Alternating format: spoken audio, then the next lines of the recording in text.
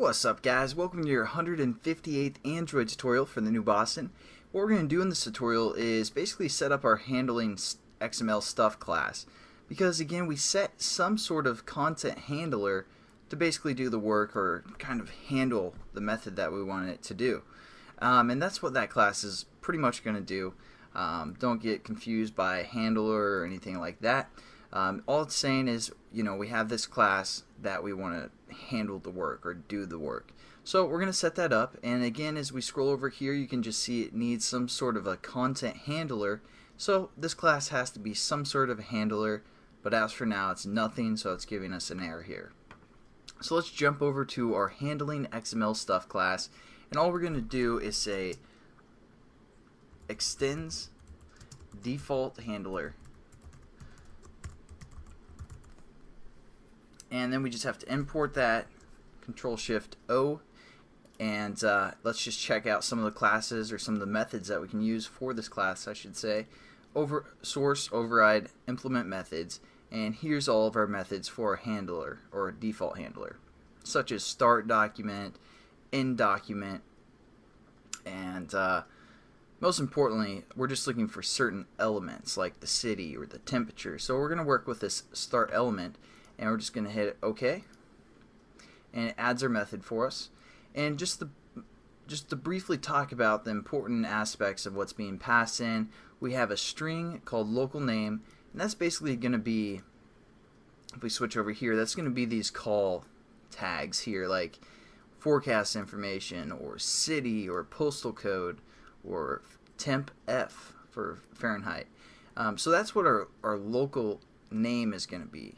And then what our attributes, this fourth parameter, what that's going to be is this call or this call to action, this data, and pretty much all of them are the same, data. So that's another thing to keep in mind. Those are the two things that we're going to use with this tutorial. So let's just get started. We're going to delete this super method there, and all we're going to say is if local name, which again is the name of our second parameter that's being passed in. So we're going to say local name, and we're going to say if this is, again we have to compare strings, so we're going to say dot equals to, and then we can say something like city. So we're going to use city. If that's equal to city, all we're going to do is set up a string called city, and we're going to set this equal to our attributes that's being passed in. We're just going to copy that, and the specific attribute that we're looking for is again called data. So if this is a different reference, but for the most part it's all the same. Again, we have our local name here and our attribute here, so we have to define our attribute to equal data for the most part, and then it's going to return this value of Lincoln, Nebraska, or whatever the person searched for. So we're going to have to say our attributes dot get value of the index, which was data. So again, this string city is just going to be equal to Lincoln, Nebraska, or whatever city they typed in. And then all we're going to do is pass in some information to our data collected class. So we need to set up a data collected type variable. So we're just going to set that up above here. We're just going to say again our class name, which was XML data collected, and we're just going to call this info. We're going to set this equal to a new XML data collected. And I'll explain this a little bit further in the next tutorial, what's actually happening, but just as for now, we have this variable called info, and then all we're going to do is we're going to set up this string, or we're going to pass in the information of this string to that class. So we're going to say info dot set city. We're going to call this city, again that's that method we set up in that class, and we're just going to refer to our string that we have here called city. Then we just have to say else if,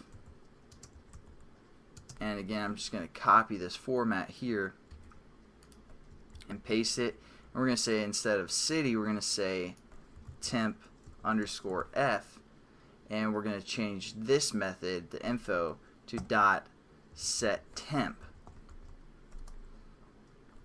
called temp maybe, and we're just going to set this variable equal to temp for a string. And again, all we're doing here is, oh, and this has to be integer, so all we have to do now is convert this string reference into integer. So we're actually going to call this string t, and then we're going to convert it into an int. So we're going to say int temp is equal to integer dot parse int, and that's just going to parse information into an integer, again convert it into an int, and we have to refer to our string name, which we called t. So now we're setting the temperature variable as well. Again, all we did is we referred to the local name. If it's temp f, we're gonna see the data of that and get the value of that data key reference, and then just convert it into an int so it works with our method that we created called set temp.